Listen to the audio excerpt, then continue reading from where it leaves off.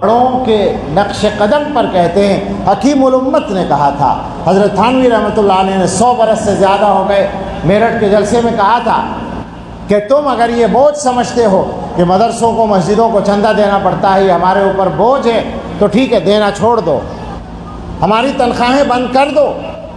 ہم میں سے کوئی آٹے کی دکان کھول لے گا، کوئی چاول کی دکان کھول لے گا، کوئی اور تجارت شروع کر دے گا، ہماری روزی روٹی کا مسئلہ حل ہو جائے گا. لیکن 50 سال کے بعد تمہارے بچے یہودی ہوں گے، ہندو ہوں گے، عیسائی ہوں گے. یہ حکیم الامت نے کہا تھا. اور آج ان کے غلام یوں کہتے ہیں کہ 50 سال کا مسئلہ نہیں ہے، اگلے ہی سال ہو جائیں گے. یہ سنبھالے بیٹھے ہیں ہمارے ایمانوں کو. یہ ہمارے فضلاء، یہ ہمارے مدرسوں سے پڑھ کے آنے والے یہ نوجوان، یہ آپ کی رعایت کرتے ہیں، یہ آپ کو عزت دیتے ہیں، یہ آپ کو بڑا مان لیتے ہیں، یہ آپ کو ذمہ دار مان لیتے ہیں. تو آپ نے یہ سمجھا ہے کہ ان کی کوئی قیمت ہی نہیں ہے. یہ تو ہم نے، ہمارے بڑوں نے تیار کر کے امت کے ایمان کی حفاظت کے لیے لشکر تیار کیے ہیں. کوئی بزم ہو، کوئی انجمن، یہ شعار اپنا قدیم ہے. جہاں روشنی کی کمی ملی وہیں ایک چراغ جلا دیا. یہ ہم چراغ بھیجتے ہیں تمہارے درمیان روشنی کرنے کے لیے، ان کی قدر کرو. سوال یہ ہے کہ مسجد کے اندر امام اگر قرآن کریم کی تفسیر کرتا ہے، میں سوال کر رہا ہوں، اگر کسی کی ہمت ہو تو جواب دے اور فتویٰ دے مجھے. مسجد میں قرآن کی تفسیر کرنے کے لیے بیٹھتا ہے امام، اور کوئی مسلمان اس امام کو تفسیر کرنے سے روکتا ہے، کسی بھی عنوان سے روکتا ہے، تو وہ بتاؤ قرآن کی توہین کر رہا ہے یا نہیں؟ اور کس کو کہتے ہیں توہین؟ دوسرے مذہب کا آدمی اس درجے توہین نہیں کر سکتا جتنی تم کرتے ہو.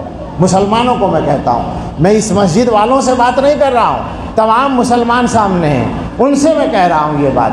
کیا مسجدوں میں یہ ہو نہیں رہا ہے؟ میں علماء سے کہتا ہوں ہر مسجد میں اللہ کے کلام کی تفسیر بیان کرو، اس امت کے ایمان کو سنبھالو، اللہ کا پیغام پہنچا کرو.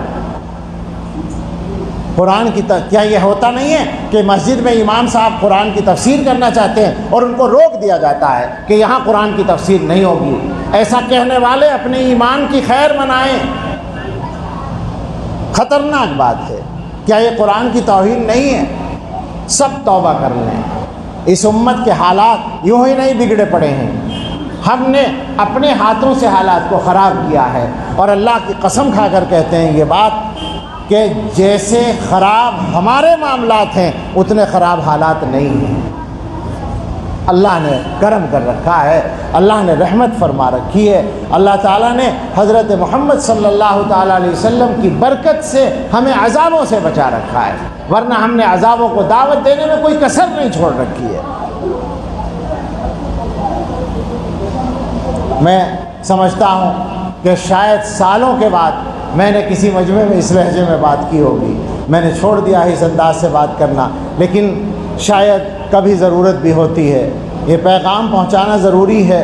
حالات بہت خرابی کی طرف جا رہے ہیں، ایمان خطرے میں پڑے ہوئے ہیں، اور ہماری غفلت ٹوٹنے کا نام نہیں لیتی. بچوں کی بات ابھی مولانا توحید صاحب بیان میں کر رہے تھے، بچوں کی تربیت وغیرہ کے بارے میں. آپ ذرا بتائیں، وہ جو بچے ایمان چھوڑ رہے ہیں، راز تو نہیں ہے کوئی؟ پتہ ہے نا آپ کو کہ بچوں کے ایمان جا رہے ہیں؟ کوئی الزام تو نہیں لگا رہے ہم کسی پر. ہمارے پاس تفصیلی خبریں موجود ہیں، دلی کی موجود ہیں. یہاں پرانی دلی کے بہت سارے میرے احباب آئے ہیں، ان سے پوچھ لو ان کے پرانی دلی کے علاقوں میں کتنی لڑکیاں غیروں کے یہاں چلی گئی ہیں. دلی کی سرحد سے قدم نکالو، میوات کے علاقے کی طرف چلو، گڑگاؤں میں جاؤ، ہزاروں ہزار، ایک سال میں ہزار لڑکیاں غیروں کے یہاں جا رہی ہیں.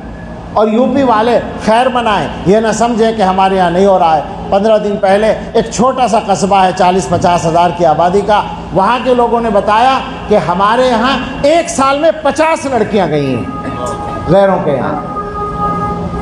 کیا ہو رہا ہے آخر یہ؟ آپ سمجھتے ہیں کہ یوں ہی ہو رہا ہے؟ یہ ہماری غفلت کی سزا اللہ کی طرف سے آ رہی ہے۔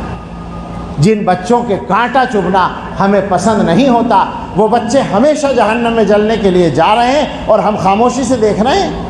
وہ ماں باپ زندہ کیسے رہتے ہیں؟ وہ ان ماں باپ کو نیند کیسے آتی ہے؟ اور پھر دوسرے ماں باپ ان سے عبرت کیوں نہیں پکڑتے؟ غفلت کا یہ عالم ہے، کچھ پتہ نہیں ہے اولاد کہاں ہے اور کیا کر رہی ہے۔ میں جگہ جگہ پوچھتا پھرتا ہوں، عشاء کے بعد جب کہیں بات ہوتی ہے، آپ سے نہیں پوچھ رہا ہوں، دوسرے موڈ میں بات ہوتی ہے، پوچھتا ہوں لوگوں سے، آپ بیٹھے ہوئے بیان سن رہے ہیں، مسجد میں بیٹھے ہیں، آپ دیندار ہیں، آپ نیک ہیں، مجھے ایک سوال ہے، میرا ایک سوال ہے، مجھے اس سوال کا جواب دیں۔